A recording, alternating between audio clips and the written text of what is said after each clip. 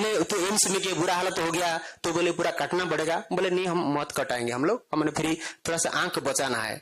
तो ऐसे करके हम लोग फिर कोले बड़े प्राइवेट अस्पताल में दिखाते ताकि कुछ इलाज हो सके, आंख बच जाए। तो प्राइवेट अस्पताल में यही बात हुआ, सेम जैसे वही टेस्ट फिर बार करा, फिर वो 1 महीना निकल गया, फिर वो बहुत बुरा हाल हो गया। ठीक है ना। हाँ, प्राइवेट अस्पताल है, उड़ीसा का बहुत बड़ा अस्पताल है, सम अस्पताल करके, सम अस्पताल, कॉर्पोरेट हॉस्पिटल है, बहुत बड़ा हॉस्पिटल है भुवनेश्वर का। तो वहां गए थे हम लोगों ने। तो ऐसी मतलब हमारा क्या, हमारे साथ ऐसे क्यों हो रहा है ऐसा? तो हमारा जीने का कोई अधिकार नहीं। हम लोग इतनी भ्रांति में अभी जैसे कोई यहाँ रिपोर्ट लेके जाते ना, स्कैनिंग का रिपोर्ट बताते भी नहीं, बोलते रिपोर्ट लेके आओ, 4 दिन के बाद रिपोर्ट लेके आओ। अगर डॉक्टर लोग तो इसे स्कैनिंग का तुरंत उसका फीलिंग आ जाता है, फीलिंग देख के क्यों नहीं बताते? तो बताना चाहिए ना। हम लोग को कुछ भी नहीं बताते, बस ऐसे ही सब कुछ छुपा छुपा के किया जा रहा है। हम खुलम खुला ये लोग जैसे बताते ना गुरु लोग कि सब कुछ है। तो हाँ, अभी यहाँ आने के बाद तो 12 दिन में इतना फर्क पड़ गया हमारा। तो आप लोग तो सामने देख रहे, नहीं अगर 12 दिन में मैं थोड़ा सा हिम्मत नहीं करता, इसकी आंख चली जाती, बचती कि नहीं बचती वो तो किस्मत की बात है, लेकिन आंख आज नहीं होती। वो बहन की जैसे आंख चली गई, थोड़ी सी अगर हिम्मत करती ना उनकी आंख बच जाती आज। तो इसलिए हमने बहुत हिम्मत किया। ये सब इनकी शीर्ष है, इनकी सब आशीर्वाद है गुरुओं की। संसार में अगर गुरु न होते ना, सचमुच हमारा बहुत कुछ हानि हो जाता है। इसलिए कोई भी अपनी हानि न करे, इन गुरुओं की बात माने, क्योंकि इन गुरुओं के जरिए ही हमारी सुधार हो सकता है। अगर भगवान के भरोसे रहेंगे, वो एलोपैथी के डॉक्टर के भरोसे रहेंगे तो अपने हानि कर देंगे। इसलिए सबसे अनुरोध है कि अपने हानि से बचे। ठीक है। तो बस अब सबको यही हमारी सबसे यही प्रार्थना है, बस गुरुओं की बात माने। संसार में गुरु ही कुछ उद्धार कर सकते, गुरु ही सुधार कर सकते। इसीलिए मेरा तो दिल करता कि अब जैसे मेरी बहन की आंख बच गई, सब कुछ बच गई, तो इन गुरुओं के चरण में एक बार उनके चरण में मैं गिर पड़ू, ऐसे मेरे को। अरे थैंक यू, अरे गुड, थैंक यू, धन्यवाद, बहुत बहुत धन्यवाद, आभार, थैंक यू, जीवन बचा लिया, थैंक यू। देखिए, जीवन बचाने वाला तो ऊपर वाला होता है। आपने देखा जो भी नेचुरल थेरेपीज हैं वही आपको करना, चाहे घर बैठ के करें चाहे हिम्स में आके करें। अभी आपने सिद्धू जी का नाम लिया, सिद्धू जी की वाइफ का ट्रीटमेंट भी मेरे थ्रू ही चल रहा था, और लेकिन उनको उनकी ठीक होने से कितने लोग मोटिवेट हुए, और मुझे उम्मीद है कि निशा जी के ठीक होने से इसी तरह से हजारों और लोग मोटिवेट होंगे और ये रास्ता चुनेंगे। धन्यवाद, थैंक यू। तो अब हम बात कर लेते हैं हमारे अगले पेशेंट की, प्रतिभा जी आइए, आप चाहे तो यहाँ बैठ सकते हैं। इनकी कहानी थोड़ी ज्यादा दुखदाई है। उन्होंने तो राइट टाइम पे वहां से भाग के आ गए, but Pratibha ji right time पे भाग के आ नहीं पाई। लेकिन उसके आगे की और पहले की जो कहानी है थोड़ी सी जानना आपके लिए जरूरी है। उसके लिए आचार्य मनीष जी से को आग्रह करता हूँ, आए और थोड़ा सा आप बताएं। मैडम को ही दे दो, कल तो आप ही बताओ अपने बारे में। नमस्ते, ओम आरोग्यमस्तु। मेरा नाम प्रतिभा सामल है, मैं दुबई से आई हूँ। 2022 से मेरा कैंसर का जर्नी स्टार्ट हुआ।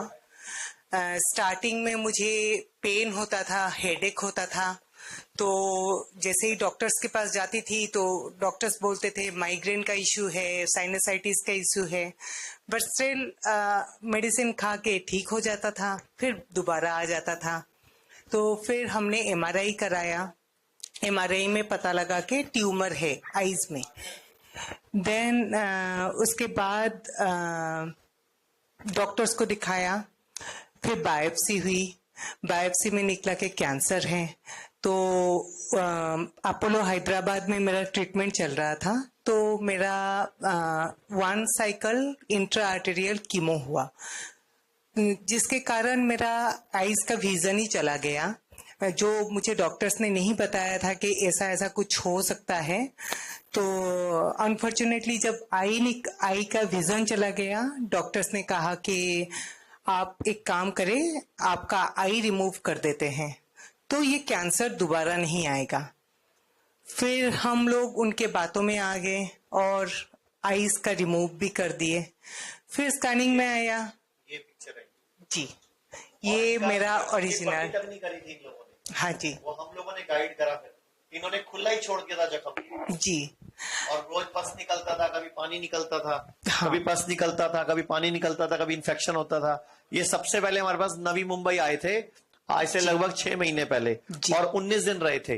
और जो 19वें दिन की फोटो खींची थी हमने ये वाली, तब इनका इन्फेक्शन 15 दिन से काफी हद तक कवर हो गया तब था। सूख गया था। पहले तो मेरा पूरा सूजन हो जाता था, स्वेलिंग आ जाती थी, पस निकलता था, बहुत प्रॉब्लम था क्योंकि मेरा रेडिएशन भी दिया गया था, 33 साइकिल का रेडिएशन, जिसके कारण मेरे आईज और ये पूरा पार्ट सुन भी पड़ गया था, मतलब टच करो तो पता नहीं लगता।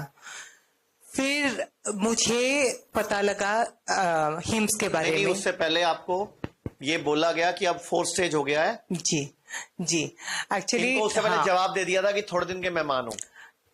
मेरा जो केस है अभी, डॉक्टर्स का बोलना था कि स्टेज 4 कैंसर है, एडिनोइड सिस्टिक कार्सिनोमा, जो मेरा पूरा लंग्स, लीवर में और बोन्स में फैला हुआ है, और आपका इस चीज में और कोई इलाज बचा नहीं है, और आप कुछ ही दिन के मेहमान हो।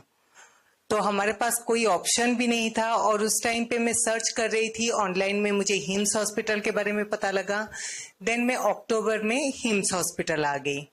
वहां पे मैंने 20 डेज का ट्रीटमेंट लिया।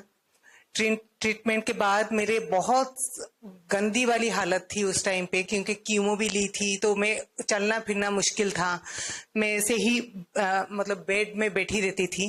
बट आज के डेट में मैं बोल सकती हूँ कि थैंक्स टू हिम्स हॉस्पिटल, जिसने मेरी जिंदगी बदल ही दी, मैं बोल सकती हूँ, क्योंकि मेरे सिम्टम्स सारे खत्म हो चुके हैं।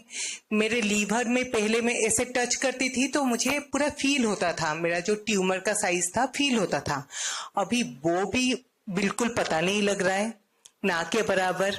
और डॉक्टर्स ने मना कर दिया था कि मेरा कभी और बेबी नहीं हो सकता, मेनोपॉज हो गया है और पीरियड्स बंद हो गया था। बट हिम्स में आने के बाद अभी ये दोबारा हिम्स में आए हुए हैं, अभी चल रहा है इनका ट्रीटमेंट। 24 तारीख को जाएंगी। अभी आज क्या है? आज ये 17 यानी कि अभी दोबारा आए हुए इनको 18 इनको अभी दोबारा आए हुए लगभग 24 दिन हो गए हैं। मतलब 19 दिन लगाए थे इन्होंने पहले मुंबई में, अभी ये मेरठ में है। और इस बार जब ये आए हैं तो 6 दिन में इनके पीरियड्स भी शुरू हो गए आने। और 4 दिन पहले 5 दिन पहले इनका मुझे फोन आया कि मेरे लीवर वाली गांठें भी, जो मुझे लीवर में फील होती थी, वो भी पता नहीं लग रहा। अभी वो लीवर में दर्द भी नहीं है और गांठ भी गायब है और पीरियड्स भी दोबारा शुरू हो गई। तो ये, और इनको ये बोला गया था कि जब इनको 4th स्टेज था, इनका इलाज नहीं है उनके पास, बट फिर भी वो बोलते हम कीमो ही करेंगे। मतलब बोलते, डॉक्टरों ने क्या बोला कि इलाज नहीं है, आपके पास कुछ दिन बचे हैं। तो इन्होंने, मैं क्या करूं? तो बोलते नहीं, हम फिर भी कीमो ही करेंगे। और फिर इनकी कीमो हुई, रेडिएशन हुई, और उसके बाद इनकी हालत बहुत बुरी हो गई। इनको सारा दिन दर्दें होती थी, बैठा नहीं जाता था, पेन्स होती थी, और इनकी हिम्मत है, गंदी वाली बैक पेन होती थी, जिसके कारण मैं पूरा लेटी ही, मतलब मेरे लिए उठना भी बहुत ही मुश्किल हो गया था। एक सिचुएशन ऐसा भी था। बट आज के डेट में मेरे शरीर में पेन भी नहीं है, मुझे देख के कोई बोल भी नहीं सकता कि मैं स्टेज 4 कैंसर इंडिया में पार्टिसिपेट करना है, दुबई में भी करना है, इंडिया में भी करना है, और आपने एक मोटिवेशनल ट्रेनर बनना है, दुनिया को मोटिवेट करना है, ताकि डॉक्टर की बातों में आके, जैसे इन्होंने आंख खोदी और इनकी आंख निकाली ये कह के थी कि अगर आंख निकाल देंगे तो कैंसर पूरी बॉडी में फैलेगा नहीं। और ये 100% बोल रहा था इनको। डॉक्टर ने बोला 100% चांस है, आप आंख निकलवा लो अपनी, तो आपकी बॉडी में कैंसर नहीं फैलेगा। और उसके अगले पेट स्कैन में लीवर में, बोन्स में, पेट में, हर जगह कैंसर फैल गया। फिर वही डॉक्टर बोल रहा है अब आपके पास दिन बहुत कम है, 1.5 महीना है कि 2 महीने है, पता नहीं है। और आज मैडम को उस बात को 1 साल हो गया, जिंदा घूम रही है आपके सामने। अब या तो उनकी आत्मा घूम रही है या वो सच घूम रही है। और एक चीज मैं बताना चाहती हूँ कि जब भी मेरी मौत होगी, वो कभी कैंसर के चलते तो नहीं मरूंगी, क्योंकि हिम्स हॉस्पिटल आने के बाद इतना इंसान के अंदर में कॉन्फिडेंस आ गया है, इनके ट्रीटमेंट और इनके जो भी प्रोटोकॉल है उसके चलते मेरी लाइफ बदल ही गई है। तो मैं इतना खुश हूँ आज के डेट में। मेरा एक 7 साल का बेटा भी है।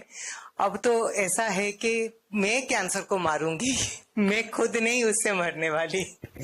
जी।